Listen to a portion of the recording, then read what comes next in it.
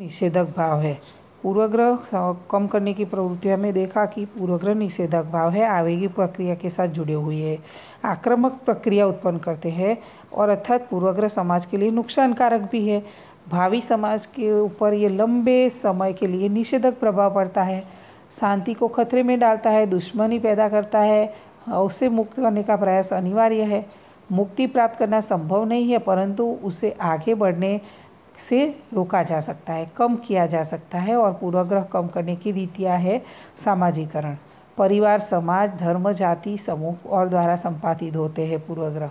तो जिस तरह गलत, अयोग्य या अधूरी जानकारी के कारण पूर्वग्रह का गठन होता है, उसी तरह सामाजिक प्रक्रिया के द्वारा सामाजिक गठन में परिवार, विद्यालय, समाज, संस्कृति या धर्म द्वारा पूर्वग्रह रहित सही समझ जानकारी सबूत के साथ प्रस्तुत करे तो उसमें क्रमशः कमी आ सकती है। भारतीय संस्कृति में पहले जातिवाद के कारण अंतरजातीय शायद ही होती थी, परंतु सामाजिकरण की प्रक्रिया के कारण आज अपने देखें तो भले अलग अलग समाज के अंदर भी लोग शादी करते हुए तैयार हुए हैं।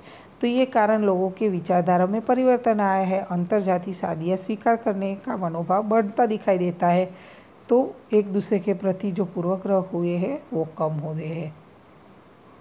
अंतर समूह संपर्क, व्यक्ति के बीच सीमित न रहकर समूह व्यापी बनते हैं धीरे धीरे पूर्वग्रह। ऐसी परिस्थिति में दो विरोधी समूहों के बीच पारस्परिक अंतक्रिया कम होती है और पूर्वग्रह अधिक दृढ़ बनते हैं। उन दो समूह, कौम, जाति, प्रांत, देश के भाषा के लोग अन्य लोगों के प्रति पूर्वग्रह कम करने के लिए संपर्क बढ़ाए चाहिए। अंतर संपर्क समूह यानी एक दूसरे के बीच विपरीत भावना के बदले अनुभवों में विधायक भावना जन्म ले, उसके लिए आयोजन करना चाहिए। पूर्वग्रह दूर हो सके, मान्यताओं को मात्र बौद्धिक प्रयासों से दूर करने के लिए बदले शंका के स्थान पर श्रद्धा, भय बदले विश्वास और संबंध सुरक्षा की घृणा, तिरस्कार के बदले अभिव्यक्ति की जाती है। तो धीरे धीरे दोनों के बीच संपर्क बढ़ाया जाए और अंतर समूह जो पूर्वग्रह जिस समूह के साथ है उनका अंतर संपर्क बढ़ाया जाए और धीरे धीरे उसको कम किया जाए। परिवार एवं विद्यालय में शिक्षा का पुनर्गठन, घर में ही बालक को सिखाया जाता है, तो माता पिता अपनी मान्यताओं को बालक के ऊपर लादने के बजाय बालक को स्वतंत्र रूप से निर्णय लेने का सिखाए तो बालक है संपादित पूर्वग्रह से बचता है। और स्टेप्स के शिक्षा द्वारा किए गए संशोधन बताते हैं कि अशिक्षित लोग परंपरागत मान्यताओं से जुड़े हो रहते हैं, इसीलिए परिवर्तन लाने के लिए शिक्षा आवश्यक है। हार्डिंग एवं उसके साथियों के द्वारा किए गए अध्ययन बताते हैं कि परिवर्तन लाने के लिए शिक्षा के साथ साथ संदेश देने वाले व्यक्ति एवं समूह की विश्वास पात्रता भी इम्पोर्टेंट है। यानी शिक्षा का पुनर्गठन, ये जो पूर्वग्रह को रोकना हो तो शिक्षा आवश्यक है। तो व्यक्ति को सिखाया जाए घर में, तो माता पिता भी पढ़े लिखे हो तो बच्चों को स्वतंत्रता देते हैं और उसे उनके अंदर पूर्वग्रह कम होते हैं। संचार माध्यम लोग समुदाय में जानकारी देने के लिए नई नई रीतियों का उपयोग करते हैं, यानी कि टेलीविज़न पर, वर्तमान पत्रों में, रेडियो में, व्हाट्सएप, फेसबुक, SMS द्वारा एक साथ खूब तेज़ी से बहुत सारे लोगों को वो मैसेज मिल सकता है। प्राचीन समय में क्या होता था, घर की 4 दीवारों के भीतर स्त्री रहती थी, गृह कार्य एवं बालकों को संभालने का कार्य करेगी। इस ख्याल से लड़कियों को शिक्षा नहीं दिया जाता है। आज लगातार समाचार पत्र, टेलीविज़न, बेटी बचाओ बेटी पढ़ाओ ऐसे जो है माध्यम के द्वारा जो डायलॉग, स्लोगन, तो उसके आधार पर लोगों में परिवर्तन आता है। पुनर्वर्गीकरण भारतीय विविधता में एकता रखने वाला एक विशिष्ट देश है। इस देश में धर्म, भाषा, रीति रिवाज, पहनावा, खान पान, प्रादेशिक जाति एवं जातियों में विविधता पाई जाती है, जो उसके अनेक विविध विशिष्ट जो उसके विशिष्ट समूहों में बांटा जाता है, जिसके कारण स्वसमूह और स्वसमूह की भावना अधिक विकसित होती है तथा वैरभाव एवं उसके पूर्वग्रह उत्पन्न होते हैं। तो प्राचीन काल जाति व्यवस्था एवं वर्ण व्यवस्था पर आधारित थी। प्रत्येक जातियों में भी गौण जाति थी, जिसके कारण ऊंच नीच की भावना, बैरभाव, एक दूसरे के प्रति पूर्वग्रह रहते थे। तो ये सब जो है वो स्वसमूह और समूह के प्रति भावना विकसित होती है, तो वैरभाव उत्पन्न होता है। बोधात्मक हस्तक्षेप, मानव व्यवहार के मुख्य 3 स्वरूप दिखाई दिए, क्रियात्मक, बोधात्मक और भावात्मक। बोधात्मक के द्वारा मनुष्य के प्रत्यक्षीकरण, विचार, मनोभाव में परिवर्तन लाया जा सकता है। बोध अर्थात समझना, ज्ञान, सच्ची समझ या जानकारी प्राप्त करना। तो पूर्वाग्रह को नष्ट करने के लिए लोगों में बोधात्मक परिवर्तन खूब प्रभावशाली सिद्ध होता है। विज्ञापनों द्वारा सामाजिक प्रतिष्ठा रखने वाले लोग, समाज के धर्मगुरु, बोध परिवर्तन लाया जा सकता है। तो जातियों के द्वारा तथा विविध संस्थाओं के द्वारा समूह विवाह के प्रयासों के लोक मानस में बोधात्मक परिवर्तन, व्यक्तिगत प्रतिष्ठा एवं शादियों में खर्च की कमी लाने की लगी है। स्वास्थ्य जागरूकता की अत्यंत चर्चा, विज्ञापन, बोधात्मक पहलुओं के इतना प्रभाव हुआ कि गाँव के बालक भी पाठशाला में वाटर बैग लेकर जाते हैं। ये सब क्या हुआ, समझ के द्वारा अलग अलग वो सीखते हैं।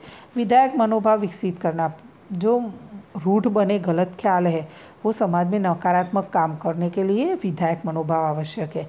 जिस विषय में लोग पूर्वाग्रह हो उस बात सभी नकारात्मकता से देखते हैं, विचारते हैं कि व्यवहार करते हैं। सच, जानकारी, मुक्त चर्चा, समूह में संलग्नता, प्रयास, भूमिका, नीति बातों आदि प्रति लोग विधायक मनोभाव विकसित करें तो पूर्वाग्रह कम कर सकते हैं। प्राचीन समय में स्त्रियों की गृहिणी एवं बालकों का पोषण करने की भूमिका थी।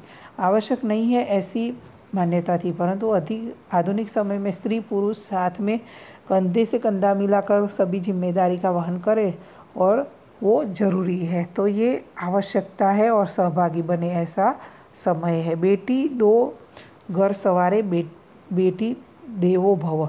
बेटी को जन्म नहीं दोगे तुम्हारे बेटे शादी किससे करेंगे, जैसे विधान से बेटियों के प्रति भी विधायक भाव विकसित किया और पूर्वाग्रह कम किया।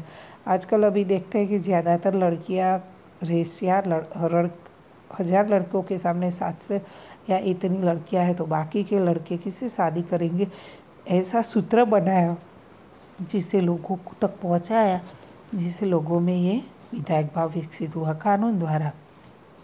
आगे भी मैंने आपको बताया कि पूर्वाग्रह के बैर भावना सामाजिक संदर्भ उत्पन्न होता है जिससे असंति फैलती है, तो कानून खूब उपयोगी एवं नियंत्रित साधन सिद्ध होता है। स्त्री भ्रूण हत्या को रोकने के लिए लिंग परीक्षण करना एक कानूनी गुनाह है जिससे लड़कियों के जन्म होने की संभावना बढ़ती है और स्त्रियों को पुरुष के सक्षम रूप से स्वावलंबी बनने के लिए समान अनुवंश कानूनी उपयोगी बनना। जातीय छेड़छाड़ कानूनी सुरक्षा के द्वारा स्त्री पुरुष के साथ सुरक्षित रूप से कार्य कर सकती है।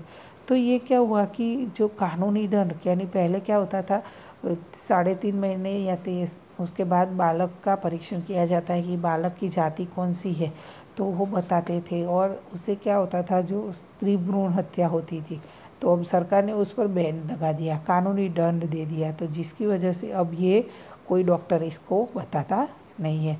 तो ये मनोभाव और पूर्वाग्रह की मानव व्यवहार एवं समाज पर पड़ने वाले जो प्रभाव है उसका प्रयास अपने ने किया कुछ कि उसको कम कर सके। भेदभाव जो बढ़ते जाते ऐसे में जो उसको कम करने के ये पॉइंट है, पर नकारात्मक परिबल को पहचान कर विधायक मनोभाव के साथ आगे बढ़े तथा देश की प्रगति बनाने में सहयोग दे, ऐसी सच्ची देश सेवा सुशिक्षा कहलाएगी। भले शिक्षा पढ़ते जाओ आप, पर सच्ची शिक्षा क्या है कि जो नेगेटिव भाव है उसको मन में से निकालो और पॉजिटिव भाव दूसरों के अंदर भी भरो और अपने अंदर भी। तो आपका ये आज चौथा चैप्टर यहाँ मनोभाव एवं पूर्वाग्रह यहाँ पूरा होता है। स्वाध्याय आपको करना है, एकम कसौटी में भी आपको ये अच्छे से लिखना है। तो गुड बाय बच्चों।